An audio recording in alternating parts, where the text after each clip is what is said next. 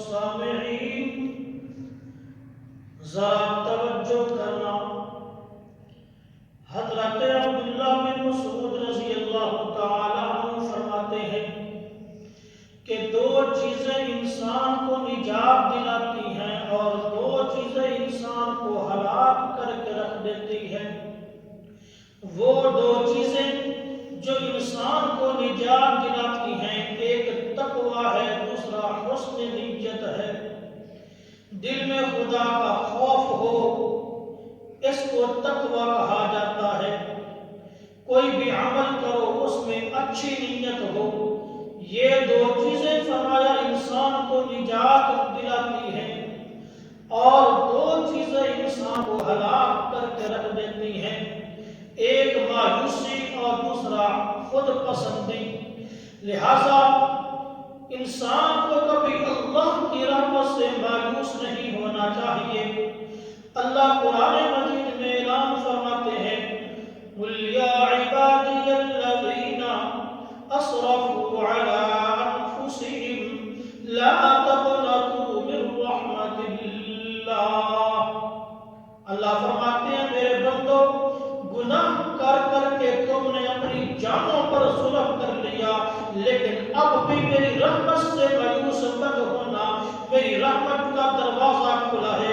جب بھی تم میرے دروازے پہ آؤ گے، صدق نیت لے کے آؤ گے، حسن نیت لے کے آؤ گے، میں تمہاری زندگی کے گناہوں پر قلم پھیر دوں گا۔ اس لیے فرمایا مایوس نہ ہونا اور خود پسندی نہیں ہونی چاہیے، بلکہ اپنے آپ کو حقیر سمجھنا چاہیے۔ حضرت وہب بن منبہ رحمۃ اللہ تعالی علیہ کہتے ہیں، لوگوں سے خطاب کر رہے تھے اور فرما رہے تھے، لوگوں تم سے پہلے ایک شخص تھا جس نے 70 سال تک اللہ کی عبادت کی، نوافل میں مشغول رہا، تلاوت میں مشغول رہا، صدقہ خیرات میں مشغول رہا۔ ایک دفعہ اس کو کوئی ضرورت پڑی، اس نے وہ ضرورت اللہ کے سامنے رکھی، دعا مانگی، لیکن اس کی دعا قبول نہ ہوئی، اس کی ضرورت پوری نہ ہوئی، تو اس شخص نے اپنے نفس کو خطاب کر کے کہا، اے نفس، اگر تیرے اندر کوئی خوبی ہوتی، تیرے اندر کوئی نیکی ہوتی تو آج تیری ضرور دعا قبول ہوتی۔ یہ تیری ہی نحوست ہے کہ جس کی وجہ سے دعا قبول نہیں ہوئی۔ اسی وقت ایک فرشتہ اس آدمی کے پاس آیا اور آ کر کہنے لگا، اے انسان، جو تو نے 70 سال عبادت کی ہے وہ ایک طرف، اور جو تو نے اپنے نفس کو ایک لمحہ کے لیے حقیر جانا ہے یہ ایک طرف۔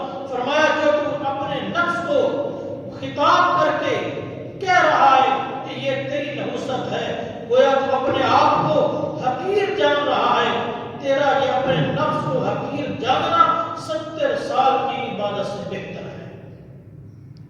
اللہ تبارک و تعالی ہمیں خود پسندی سے محفوظ فرمائے۔